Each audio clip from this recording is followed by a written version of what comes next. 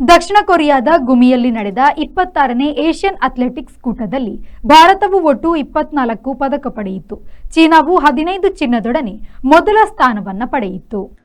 Parul Chaudhary 5000 metre ಓಟದಲ್ಲಿ ಬೆಳ್ಳಿ ಗೆದ್ದರು. ಅದಕ್ಕೆ ಹಿಂದಿನ ದಿನ ಅವರು 3000 ಮೀಟರ್ ಸ್ಟೀಪಲ್ ಚೇಸ್ನಲ್ಲೂ ಕೂಡ ರಜತವನ್ನು ಪಡೆದಿದ್ದರು. ಜಾವೆಲಿನ್ ಎಸೆತದಲ್ಲಿ ಸಚಿನ್ ಯಾದವ್ ಕೂಡ ಬಿಳಿ ಪದಕವನ್ನು ಗೆದ್ದರು. ಚಿನ್ನ ಪಾಕಿಸ್ತಾನದ ಅರ್ಷದ್ ನದೀಮ್ ವಶವಾಯಿತು. 200 ಮೀಟರ್ ಓಟದಲ್ಲಿ ಅನಿಮೇಶ್ ಕುಜರ್ ಅವರು ಕಂಚು ಜಯಿಸಿದರು. 2015ರಲ್ಲಿ ಇದರಲ್ಲಿ ಧರಮ್ವೀರ್ ಸಿಂಗ್ ಕಂಚು ಗೆದ್ದ ಬಳಿಕ ಮತ್ತೆ ಭಾರತವು ಕಂಚು ಗೆದ್ದಂತಾಯಿತು. ಚಿನ್ನ ಜಪಾನಿನ ಟೋವಾ ಉಜಾವಾ ಪಾಲಾಯಿತು.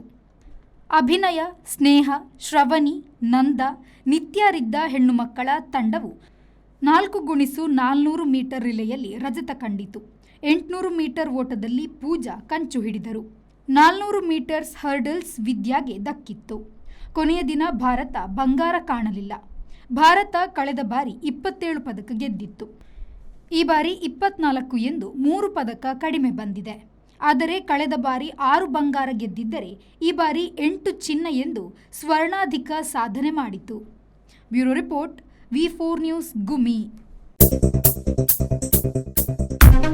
Digital Planet, one-stop store for all your IT, mobile and laptop, desktop, all-in-one PC, application software, accessories, mobile and accessories.